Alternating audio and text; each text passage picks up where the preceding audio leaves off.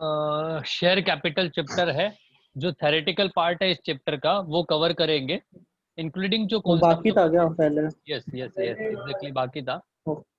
जो क्वेश्चंस मतलब जनरली इसमें से 1 मार्क का क्वेश्चन या फिर कुछ थ्योरेटिकल जैसे 20 मार्क्स के वन वन ऑब्जेक्टिव क्वेश्चंस आते हैं ना, तो वो क्वेश्चंस यहाँ से मोस्ट प्रोबेबली सारी चीजें यहाँ से कवर हो जाएगी।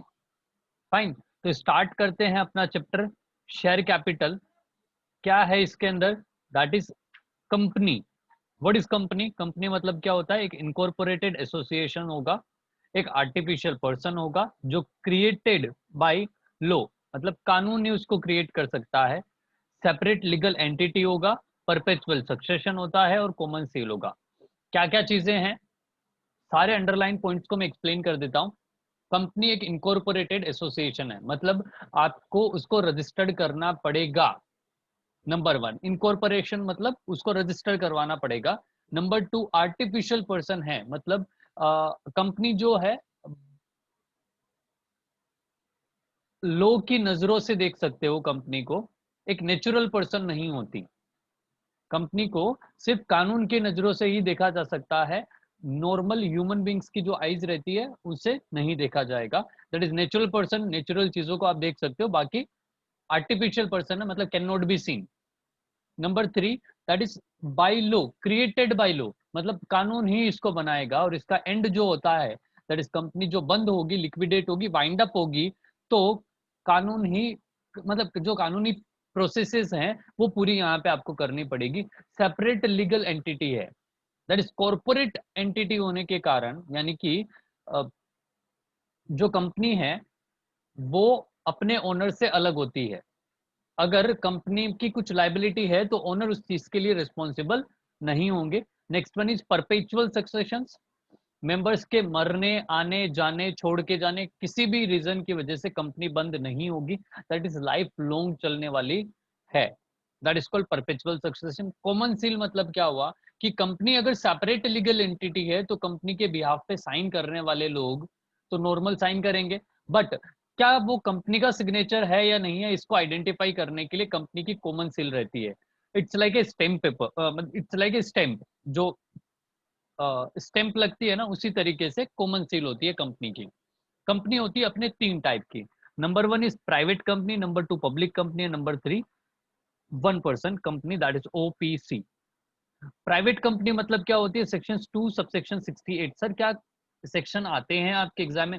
डेफिनेटली नहीं आते, तो याद करने की अगर हो जाए तो ठीक है, नहीं करने की मतलब इसमें जरूरत नहीं है आपको याद करने की।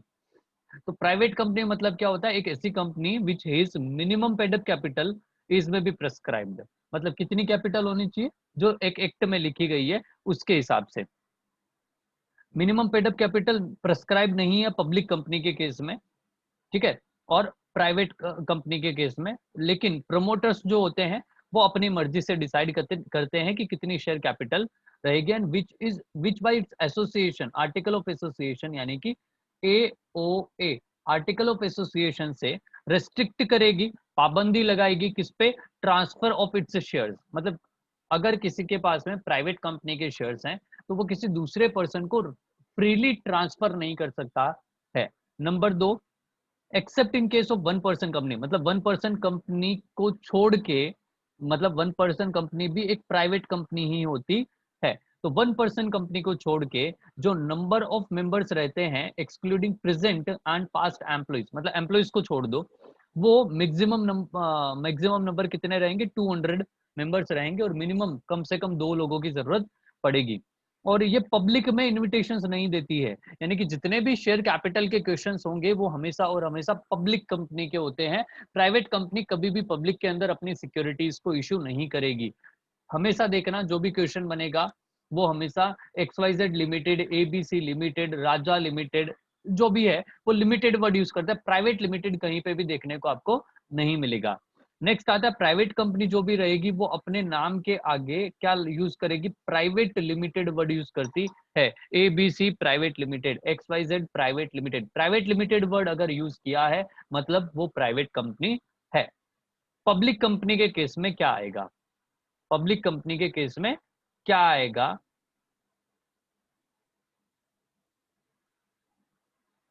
तो पब्लिक कंपनी के केस में आता है दैट इज वो प्राइवेट कंपनी नहीं होती, नंबर वन। वो प्राइवेट कंपनी नहीं होगी, सिंपल डेफिनेशन है, जिसकी मिनिमम कैपिटल एज में भी प्रिस्क्राइब्ड, बट प्रिस्क्राइब्ड तो कहीं पे करके नहीं रखा है, प्रमोटर्स खुद ही डिसाइड करते हैं। अगर कोई भी प्राइवेट कंपनी किसी पब्लिक कंपनी की सब्सिडरी होती है, सर सब्सिडरी मतलब क्या हुआ, इट्स लाइक ए बच्चा, ऐसा समझ सकते हो। इट्स लाइक ए बच्चा मतलब होल्डिंग पावर उनके पास में होना चाहिए। अगर एक पब्लिक कंपनी है, इसको मैं थोड़ा सा डिटेल कर देता हूं। एक पब्लिक कंपनी है, से फॉर एग्जाम्पल पलक लिमिटेड, एक कशिश प्राइवेट लिमिटेड करके कंपनी है, ये जो है वो पब्लिक कंपनी होगी। यहाँ पे प्राइवेट लिमिटेड वर्ड बोला मतलब वो प्राइवेट लिमिटेड कंपनी है। बट पलक लिमिटेड जो है वो कशिश प्राइवेट लिमिटेड कंपनी के 51% या फिर उससे ज्यादा 51% और मोर शेयर्स उसके पास में है। किसके पास में? पलक लिमिटेड के पास में है। या फिर बोर्ड ऑफ डायरेक्टर्स, यहाँ पे जो बोर्ड ऑफ डायरेक्टर्स हैं कशिश प्राइवेट लिमिटेड के अंदर, उनका कंट्रोल जो है, मतलब composition of the board of directors का जो कंट्रोल है वो पलक लिमिटेड के पास में है। ठीक है, मतलब मेजोरिटी जो बोर्ड ऑफ डायरेक्टर्स के लोग हैं वो कौन बनाएगा? वो पलक लिमिटेड बनाएगी। या फिर 51% और मोर शेयर्स कैपिटल या वोटिंग राइट्स जो हैं वो किसके रहते हैं? पलक लिमिटेड के रहते हैं। तो ये जो कंपनी है वो प्राइवेट कंपनी नहीं है, वो एक पब्लिक कंपनी की, दिस इज पब्लिक कंपनी, ये पब्लिक कंपनी है और ये प्राइवेट कंपनी थी। तो इस प्राइवेट कंपनी पे कंट्रोल किसका है? पलक लिमिटेड का। तो पलक लिमिटेड जो पलक लिमिटेड है वो होल्डिंग कंपनी मानी जाएगी, और ये जो है वो सब्सिडरी कंपनी मानी जाएगी। सर होल्डिंग मतलब जिसके पास में 51% और ज्यादा, उससे ज्यादा, या फिर बोर्ड ऑफ डायरेक्टर्स में कंपोजिशन का जो पावर है वो एक पर्टिकुलर कंपनी के पास में होता है। तो वो जो कंपनी के पास में, जिसके पास में ज्यादा पावर होगा, वो कंपनी पप्पा जैसी हो जाएगी, that is it's a father, क्योंकि मेजोरिटी पावर इसके पास में, इट्स लाइक ए सन। ठीक है, तो ये बेटा जैसा हो गया और ये पापा जैसा हो गया। तो इट्स लाइक कि अगर प्राइवेट कंपनी सब्सिडरी होती है किसी पब्लिक कंपनी की, तो वो जो प्राइवेट कंपनी है वो भी पब्लिक कंपनी ही कंसिडर की जाएगी। Next one is name of the public company. क्या वर्ड यूज करते हो एंड में? That is limited word use करोगे। नेक्स्ट मूव करते हैं, that is one person company, जिसको शॉर्ट में बोलते हैं OPC, one person company. One person company के केस में क्या होगा? सेक्शन 2 सबसेक्शन 62 एक्सप्लेन करता है वन पर्सन कंपनी के बारे में। नाम से पता चल रहा है वन पर्सन मतलब इस कंपनी का जो ओनर होगा वो कौन होगा? एक ही पर्सन होगा, यानी कि उसके जो मेंबर्स होते हैं वो भी कितने होंगे? सिर्फ वन, एक ही पर्सन होगा। ये जो कंपनी है वन पर्सन कंपनी, ये प्राइवेट कंपनी के जैसे ही इनकॉर्पोरेट की जाएगी, बट प्राइवेट कंपनी के केस में आपको कम से कम 2 लोगों की जरूरत पड़ेगी और मैक्सिमम 200 होते हैं। लेकिन वन पर्सन कंपनी अगर आप बनाते हो तो आपको सिर्फ एक ही मेंबर की जरूरत पड़ेगी। This is the concept of companies, this is the concept of companies कि कौन कौन सी कंपनी होती है और कंपनी क्या होती है। नेक्स्ट मूव करते हैं अपने, that is what is shares. Shares मतलब क्या होता है? कोई भी कंपनी होगी उसकी जो कैपिटल होती है, क्या चीज? कैपिटल जो होती है उसको स्मॉल यूनिट्स में आप डिवाइड कर देते हो। जो भी टोटल कैपिटल होगी उसको स्मॉल स्मॉल यूनिट्स में आप डिवाइड कर दोगे। तो हर एक यूनिट को आप एक टर्म दोगे, एक नाम दोगे, that is called share. And share की कुछ ना कुछ नॉमिनल वैल्यू होती है, नॉमिनल वैल्यू का दूसरा नाम है that is face value. That is इतने रुपए का ये शेयर है। 1 रुपए हो सकता है, 2 हो सकता है, 5 हो सकता है, 10 हो सकता है, 1000 हो सकता है, कितना भी हो सकता है, जो अमाउंट आप डिसाइड करते हो वो। तो शेयर्स मतलब क्या हुआ? Share capital, total share capital या टोटल कैपिटल को स्मॉल स्मॉल यूनिट्स में आप डिवाइड कर देते हो। तो हर एक टुकड़ा, हर एक स्मॉल यूनिट क्या कही जाएगी? दैट इज शेयर्स कही जाएगी। नेक्स्ट पॉइंट आता है that is nature of the shares. Shares का नेचर कैसा रहेगा? तो यहाँ पे कंपनीज एक्ट के सेक्शन 44 के अंदर एक्सप्लेनेशन दिया है कि शेयर्स एंड डिबेंचर्स या अदर कोई भी सिक्योरिटीज जो मेंबर्स के पास में होती है वो एक मूवेबल प्रॉपर्टी होगी, ट्रांसफरेबल है, मतलब एक दूसरे को ट्रांसफर कर सकते हो, जैसे भी आपके आर्टिकल ऑफ एसोसिएशन में दिया गया है। लेकिन सेल्स ऑफ गुड्स एक्ट के अकॉर्डिंग क्या बोला जाता है कि goods means any kind of the movable property. Shares movable property है, यहाँ पे आपने बताया मूवेबल प्रॉपर्टी होती है, और गुड्स मतलब होता है कि any kind of movable property other than actionable claim money and including the stock and the share, मतलब इंक्लूडिंग स्टॉक एंड शेयर्स। इसका मतलब क्या हुआ कि शेयर्स और स्टॉक्स जो होते हैं वो आपके गुड्स माने जाएंगे according to the SOGA 1930। Sales of goods act 1930 के अकॉर्डिंग जो शेयर्स होते हैं वो एक मूवेबल प्रॉपर्टी है, वो एक गुड समझे जाएंगे। ये दो डेफिनेशंस के बेस पे कुछ अपने क्लैरिटी लेते हैं, एक कंक्लूजन निकलेगा कि बेसिकली गुड्स जैसा होगा क्या चीज, शेयर्स, जिसको अपने खरीद सकते हो, बेच सकते हो और गिफ्ट भी कर सकते हो। से फॉर एग्जाम्पल मेरे पास में रिलायंस कंपनी के 500 शेयर्स थे, मैंने पलक को गिफ्ट कर दिए, ठीक है, तो इट्स मे बी पॉसिबल, आप दे सकते हो गिफ्ट। मैंने कहीं, मैं किसी से खरीद भी सकता हूँ शेयर्स को, बेच भी सकता हूँ। तो सोगा और companies act, SOGA in the sense sales of goods act 1930 and companies act 2013, इन दोनों की डेफिनेशंस को अगर कंक्लूड किया जाए तो अपने को पता चलेगा कि शेयर्स जो होते हैं वो बेसिकली गुड्स होंगे, जिनको खरीदा जा सकता है, बेचा जा सकता है, गिफ्ट किया जा सकता है। नेक्स्ट मूव करते हैं, दैट इज शेयर कैपिटल। क्या होती है शेयर कैपिटल, मतलब क्या हुआ कि it is that part of the capital which is represented by the total nominal value of the shares which it has issued। मतलब शेयर कैपिटल मतलब क्या हुआ, पब्लिक में आपने इशू कर दिया। सर नॉमिनल वैल्यू मतलब क्या हुआ, नॉमिनल वैल्यू मतलब फेस वैल्यू। दो तीन टर्म होते हैं यहाँ पे, दो तीन टर्म होते हैं यहाँ पे, थोड़ा सा एक्सप्लेन कर देता हूँ। दैट इज, एक होता है फेस वैल्यू, जिसका दूसरा नाम होता है नॉमिनल वैल्यू। जो आपको कहां से पता चलेगा, मेमोरेंडम ऑफ एसोसिएशन में। मेमोरेंडम ऑफ एसोसिएशन में कैपिटल क्लोज के अंदर जो अमाउंट दिया रहता है शेयर्स का, वो एथोराइज कैपिटल होगी, और इसके आगे अमाउंट भी लिखा रहता है कितने रुपए का एक शेयर है। एंड आप उस से फॉर एग्जाम्पल 10 रुपीज लिखा हुआ था, 10 रुपए का एक शेयर था, आप अपनी मर्जी से चाहें तो इसको 10 में इशू करें, चाहे इसको 11 में इशू करें, चाहे इसको 15 में इशू करें, चाहे इसको 20 में इशू करें। तो फेस वैल्यू के ऊपर जितना भी अमाउंट आपको मिल रहा है, फेस वैल्यू के ऊपर जितना भी अमाउंट आपको मिल रहा है, वो क्या कहा जाएगा, that is premium, that is called share premium बोलते हैं उसको, ठीक है। तो आपने 11 रुपए में, 10 रुपए में, 15 रुपए में, 20 रुपए में, जितने पे भी इश्यू किया, that is called issue price, that is called issue price. Fine. तो शेयर कैपिटल मतलब क्या हो गया, एक नॉमिनल वैल्यू जिसको बोलते हैं, टोटल नॉमिनल वैल्यू रहेगी, कहाँ पे लिखनी है अपने को, जनरली बैलेंस शीट के अंदर प्रेजेंट करना रहता है इसको। नेक्स्ट आते हैं classification of the shares. Shares का क्लासिफिकेशन ऑलरेडी मैंने डिस्कस किया था जब मैं कॉन्सेप्ट पे आया था, format that is balance sheet में प्रेजेंट कैसे करना है उस टाइम पे। तो classification, yes, notes to account में किस तरीके से प्रेजेंट करना है। तो अकाउंटिंग व्यू पॉइंट से अपने पास में authorise share capital, that is maximum share capital होती है, जो आपकी कहाँ पे लिखी रहेगी, मेमोरेंडम ऑफ एसोसिएशन में। नंबर 2, इशूड कैपिटल मतलब क्या हुआ, जो आपने पब्लिक में इशू की है, जो कैपिटल आपने पब्लिक में इशू की है वो इशूड कैपिटल होगी। जितना पब्लिक ने सब्सक्राइब किया, that is called subscribe capital. Subscribe capital are again classified into two categories. Number 1, subscribe and fully paid up, यानी कि पूरे पैसे मिल चुके हैं, and subscribe and not fully paid up, जिसमें पूरे रुपए नहीं मिले हैं।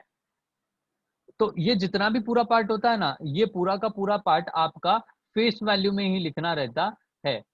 अगर प्रीमियम पे आपने इश्यू किया है तो प्रीमियम अलग से कैटेगरी में जाता है, रिजर्व एंड सरप्लस में, that is security premium. Next एक इंपॉर्टेंट पॉइंट आता है यहाँ पे, नेक्स्ट एक इंपॉर्टेंट पॉइंट आता है, that is reserve capital.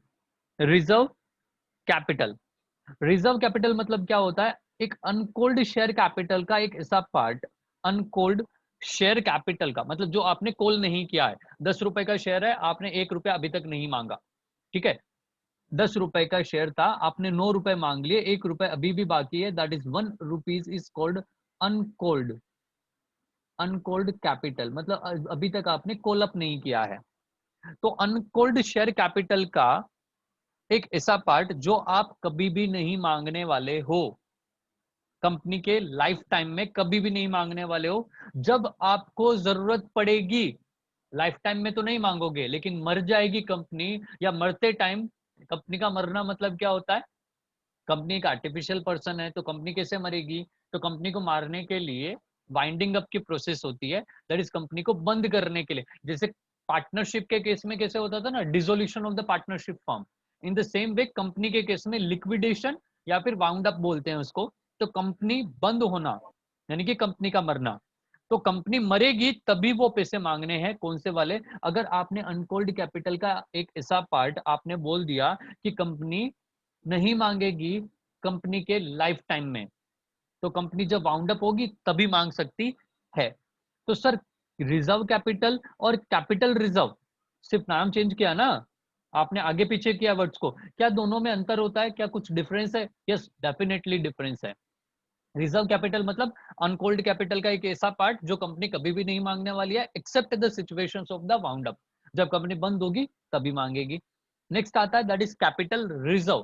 Capital reserve मतलब क्या होता है, ये रिजर्व रहता है, रिजर्व इन द सेंस जैसे फोर फीचर का पैसा आप ट्रांसफर करते थे ना कैपिटल रिजर्व में, एक ऐसा रिजर्व सरप्लस जैसे प्रॉफिट एंड लॉस होता है, या फिर सिक्योरिटी प्रीमियम रिजर्व है, या फिर वर्कमैन कंपेंसेशन रिजर्व है, ये कुछ रिजर्व्स होते हैं जो कंपनी आउट ऑफ प्रॉफिट बनाती है, लेकिन रिजर्व की डेफिनेशन तो होगी कि जिसको आपने प्रॉफिट में से बनाया होगा, यानी कि वो सरप्लस जैसा रहता है कंपनी के लिए। लेकिन कैपिटल रिजर्व एक ऐसा रिजर्व है जो फ्रीली डिस्ट्रीब्यूटेबल नहीं है, जिसमें से आप डिविडेंड कभी भी डिस्ट्रीब्यूट नहीं कर सकते हो, नंबर वन। नंबर दो, जब भी कंपनी कैपिटल प्रॉफिट अर्न करेगी, सर कैपिटल प्रॉफिट मतलब जैसे फोरफीचर का जो अमाउंट रहता है आफ्टर द रीइश्यू, जितना भी बैलेंस बचा फोरफीचर के अंदर, फोरफीचर के अकाउंट में जितना भी बैलेंस बचा आफ्टर द रीइश्यू, तो उस रिजर्व को आप ट्रांसफर कर देते हो कहां पे, कैपिटल रिजर्व में।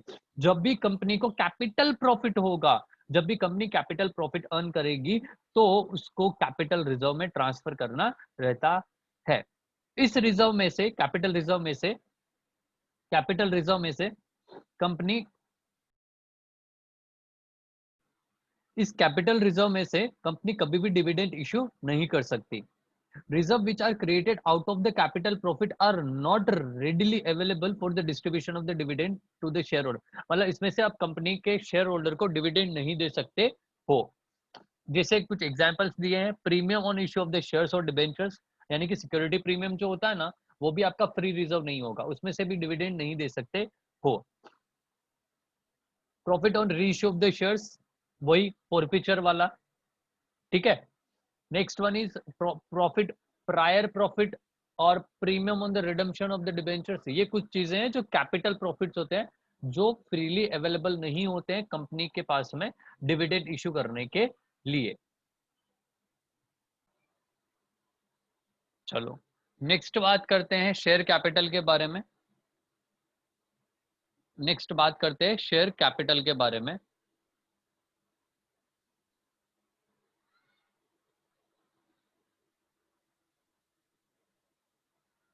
That is classes of kind of the share capital, कितने टाइप की शेयर कैपिटल हो सकती है आपकी, आपने दो कैटेगरीज में डिवाइड करके रखा है। Number one that is preference share capital, number one that is preference share capital, and number two equity share capital. Sir preference share capital मतलब क्या होता है, जिसको प्रेफरेंशियल राइट होगा, जिसके पास में प्रेफरेंशियल राइट होगा किसके ऊपर, इक्विटी शेयर से।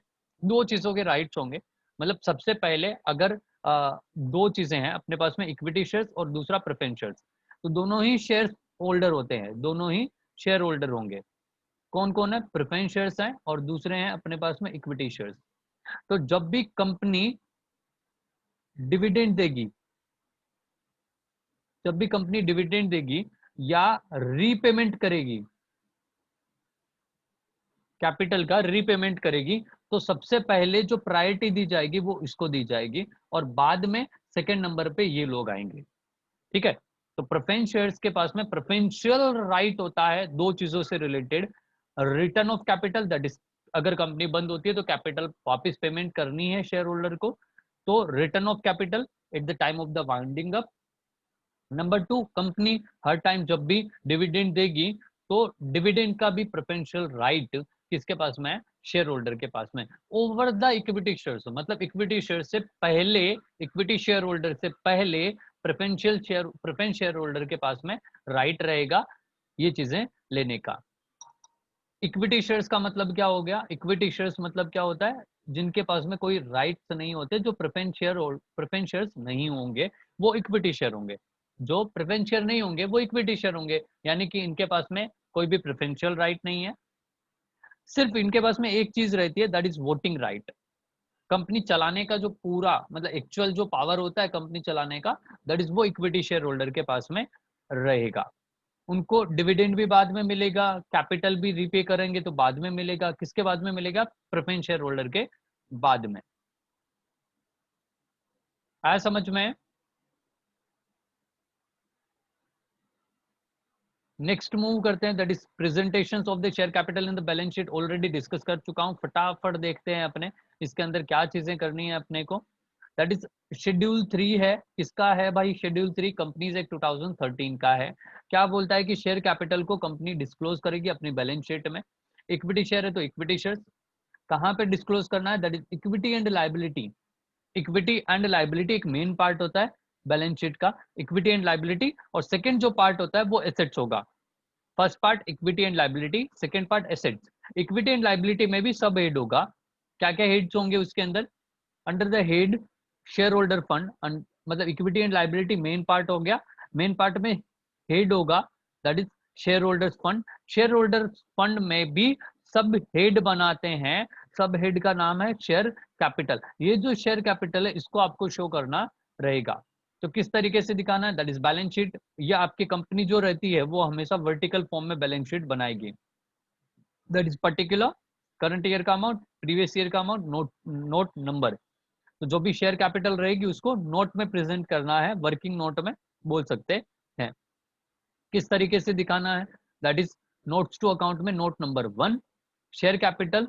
शेयर कैपिटल में क्या क्या चीजें? एथोराइज कैपिटल बतानी है जिसकी जो, और इश्यूड कैपिटल जो पब्लिक में इश्यू कर दी। इन दोनों की टोटल ही कभी भी, इन दोनों की टोटल ही कभी भी इस फाइनल टोटल का पार्ट नहीं होगी। ये टोटल, ये जो टोटल है उसके नीचे आप अंडरलाइन कर देना, यानी कि वहीं पे उनकी टोटल रह जाएगी। नेक्स्ट आता है subscribe capital. Subscribe capital are classified under 2 categories. Number 1 subscribe and fully paid up, subscribe and not fully paid up. तो subscribe and fully paid up मतलब पूरा का पूरा पैसा मिल चुका है, उसको यहाँ पे लिख दो, अमाउंट आ जाएगा। एंड नेक्स्ट आता है subscribe and not fully paid up. Not fully paid up में जो अमाउंट है, कितना मांग लिया है, वो अमाउंट यहाँ पे आ जाएगा। जो नहीं मिला, जो नहीं मिला, अगर कुछ है कि किसी पर्टिकुलर पर्सन ने, किसी शेयर होल्डर ने पैसे नहीं दिए हैं, तो उसको यहाँ पे माइनस कर दोगे, भाई अमाउंट नहीं मिला है। और इसमें ऐड कर देंगे that is share forfeiture account. मतलब ये कौन सा वाला बैलेंस होता है? ये जो यहाँ पे बैलेंस शीट में शो करना है, ये वाला जो बैलेंस होगा, वो बैलेंस होगा कौन सा वाला? कि कंपनी ने शेयर्स फॉरफिट तो कर दिए हैं लेकिन अभी तक री इश्यू नहीं किए हैं, री इश्यू नहीं किए हैं, फॉरफिचर कर दिया है। तो अगर बीच में आपकी बैलेंस शीट की डेट आ जाती है दैट इज 31 ऑफ मार्च, तो यहाँ पे जो बैलेंस फॉरफिचर का अकाउंट का बैलेंस है वो यहाँ पे आपको ऐड करना पड़ेगा और इसका पार्ट होगा। डन।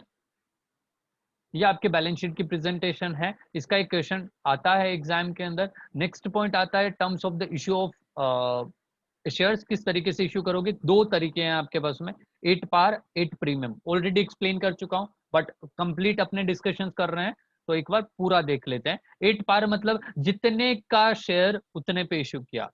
वापस रिपीट करता हूं, जितने का शेयर उतने पे इश्यू किया। तो कितने का शेयर मतलब फेस वैल्यू का शेयर। 10 रुपए का शेयर है, 10 रुपए में कंपनी ने इश्यू किया, दैट इज नॉमिनल वैल्यू बोल दो या फिर फेस वैल्यू बोल दो।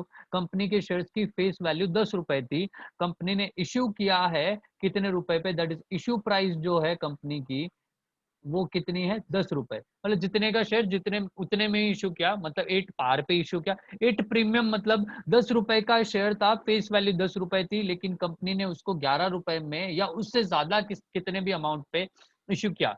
मतलब क्या बोलूं इसको मैं कि more than face value, company ने जो इश्यू किया है, यानी इश्यू प्राइस जो है वो मोर देन फेस वैल्यू है, तो उसको क्या बोलेंगे? It premium. नेक्स्ट आ जाते हैं अपने टॉपिक पे, दैट इज कंपनी इश्यू करेगी फॉर कैश और अदर देन कैश। दो कैटेगरी बनती है यहाँ पे, फॉर कैश यानी कि शेयर्स लो पैसे दो, शेयर्स लो और पैसे दो, ये वाला कॉन्सेप्ट। और दूसरी जगह पे क्या होगा, आप शेयर्स लो लेकिन कैश नहीं, हमको कुछ और चाहिए, कोई एसेट्स चाहिए, आपने कोई सर्विसेज दी उसके बदले हम आपको शेयर्स देंगे। यानी कि शेयर्स दो कैटेगरीज में इशू कर सकते हैं। Number one, shares issued for cash and for other than cash. तो यहाँ पे दो हेड बन सकते हैं। यहाँ पे भी अलग अलग कैटेगरीज बनेगी आपकी। कैटेगरीज किस तरीके से बनेगी, that is lump sum payable in lump sum. Lump sum मतलब क्या हुआ, एक साथ में ही पूरा का पूरा पैसा मंगा लो। 10 रुपए का शेयर था भाई साहब, आप हमको पूरे 10 रुपए एप्लीकेशन पे ही दे दो। काफी क्वेश्चन अपन ने किए थे ट्राई, दैट इज एप्लीकेशन पे ही पूरा पैसा आ गया, तो इसको बोलते हैं लमसम। जितना अमाउंट था पूरा का पूरा अमाउंट आपने एक ही साथ में एप्लीकेशन पे मंगा लिया। तो जब अमाउंट मिलता है तो bank account debit to shares application and allotment, दोनों वर्ड यूज करना और बीच में एंड लिखना है। That is bank account debit to shares application and allotment. जब अलॉटमेंट करोगे शेयर्स का, तो इस अमाउंट को, ये जो अमाउंट है उस अमाउंट को यूटिलाइज करना पड़ेगा। कैसे करोगे, share application and allotment to share capital transfer कर दो। प्रीमियम पे इशू किया है तो शेयर एप्लीकेशन एंड अलॉटमेंट, आपके पास में 12 रुपए आए हैं, आपके पास में 12 रुपए आए हैं, अगर प्रीमियम पे इशू किया होगा तो 12 रुपए यहाँ पे लिखने हैं। शेयर कैपिटल में 10 रुपए आएगा जितनी फेस वैल्यू है, और प्रीमियम में 2 रुपए जाएगा। ये होता है लमसम वाला। लमसम वाले में सिर्फ एक ही चीज आपको ध्यान रखनी है, क्या चीज ध्यान रखनी है कि आपको वर्ड यूज करना रहता है share application and allotment, share application and allotment. Lump sum वाले केस में share application and allotment. Next आ जाते हैं, दैट इज इंस्टॉलमेंट में। इंस्टॉलमेंट मतलब एप्लीकेशन पे अमाउंट मंगवाया, फिर अलॉटमेंट पे मंगवाया, और कुछ पार्ट आप कॉल पे मंगवाते हो, कुछ पार्ट आप कॉल पे मंगवाते हो। तो ये कुछ अपने फंडे रहते हैं, और यहाँ पे उनकी जनरल एंट्रीज देके रखी है। जो अपन ने काफी क्वेश्चंस किए हैं तो बेसिकली अपने को इतनी रिक्वायरमेंट नहीं आएगी, फिर भी देख लेते हैं। पैसे मिलेंगे तो bank account debit to share application, allotment करोगे तो share application to share capital, allotment money मांगोगे यानी ड्यू करोगे, अगर 8 पार है तो अलॉटमेंट टू कैपिटल, प्रीमियम पे होगा तो टू सिक्योरिटी प्रीमियम लिखना रहेगा। अलॉटमेंट मनी मिलेगी तो bank account debit to share allotment, call करोगे, कॉल को ड्यू करोगे तो call account debit to share capital, पैसे मिलेंगे तो bank account debit to share call account. दो टाइप से आपका हो सकता है सब्सक्रिप्शन, नंबर 3 टाइप से हो सकता है बेसिकली।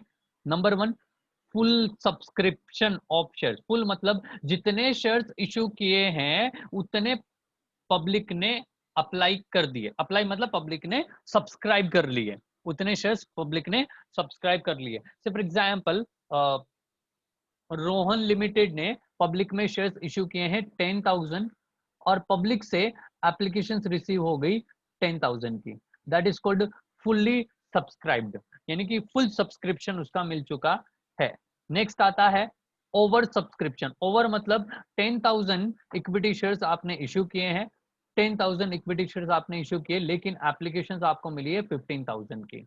ठीक है, तो यहाँ पे आपके पास में 2-3 ऑप्शंस होते हैं, जिस तरीके मतलब नाराज करना है तो 10,000 को इशू कर दो, बाकी सबको रिजेक्ट कर दो। 5,000 जो एक्स्ट्रा वाले हैं, एक्सेस जो एप्लीकेशन आई है उनको आप रिजेक्ट कर दोगे।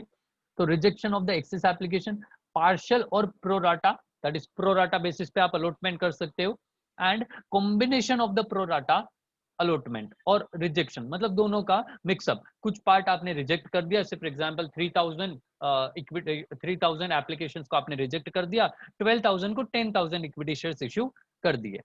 और एक होता है अंडर सब्सक्रिप्शन। अंडर सब्सक्रिप्शन मतलब आपने 10,000 इशू किए लेकिन पब्लिक से 10,000 से कम कुछ मिला, एप्लीकेशन जो मिली वो कम मिली है, 10,000 से कम मिली है, तो उसको बोलेंगे अंडर सब्सक्रिप्शन।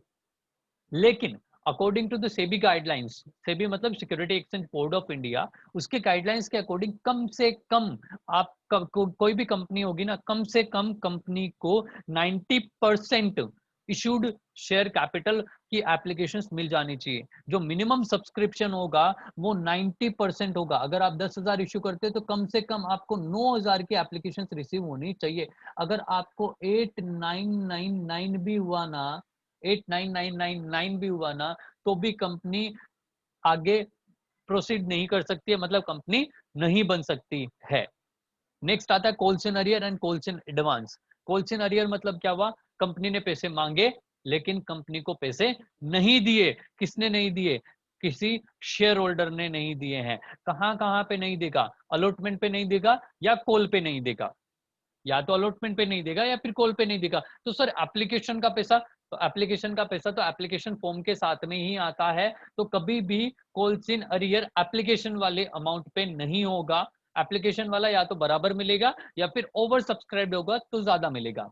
तो जब भी कंपनी कॉल्स इन अरियर होता है कंपनी के केस में, तो कंपनी जो इंटरेस्ट चार्ज करेगी वो 10% से ज्यादा नहीं हो सकता है। क्या बोला? 10% से ज्यादा नहीं हो सकता है। Number 2, calls in advance. कोई शेयर होल्डर अमीर है, उसने क्या किया, कंपनी ने अलॉटमेंट का पैसा मांगा तो कॉल का पैसा भी साथ में ही दे दिया। कॉल का पैसा भी साथ में ही दे दिया है, तो वो हो गया कंपनी के लिए लाइबिलिटी, क्योंकि अभी तक कंपनी ने कॉल नहीं मांगी है। Before calling the amount company को एडवांस में पैसा दे दिया है, तो वो कंपनी जो वो जो अमाउंट होगा उसको बोलते हैं कॉल्स इन एडवांस। उसको क्या बोलते हैं? Calls in advance. तो वो कंपनी के लिए लायबिलिटी है, इसके लिए कंपनी को लायबिलिटी साइड में दिखाना रहेगा। कहां दिखाओगे? Under the head share capital but not added to the amount paid up capital. Paid up capital में एड नहीं करना है। इस पे क्या कंपनी उन शेयर होल्डर को जिन्होंने एडवांस में पैसा दिया है, तो क्या कंपनी उनको इंटरेस्ट देती है? हाँ देती है, लेकिन 12% से ज्यादा नहीं होगा। At the rate not exceeding the 12%। Company 12% से ज्यादा नहीं दे सकती है इन दोनों केसेस में, that is calls in arrear और कॉल्स इन एडवांस। इन दोनों केसेस में कंपनी को टेबल एफ की गाइडलाइंस फॉलो करनी पड़ती है। मतलब टेबल एफ कंपनीज एक्ट के हिसाब से बनाया गया है, उसके अंदर कुछ रेट ऑफ इंटरेस्ट लिखी रहती है, उसके अकॉर्डिंग कंपनी को पेमेंट करना रहेगा।